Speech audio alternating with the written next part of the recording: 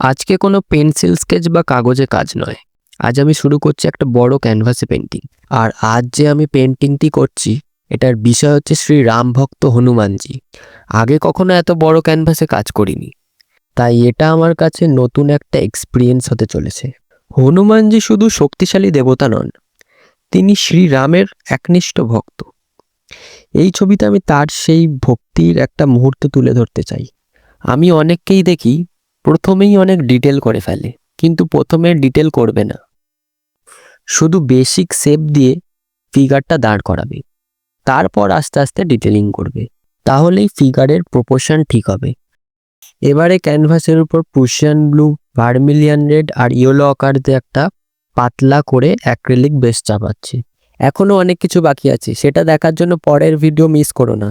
তোমাদের কি মনে হচ্ছে এই পেন্টিংটা কোন রঙের টোন দিলে ভালো লাগবে? কমেন্টে জানিও।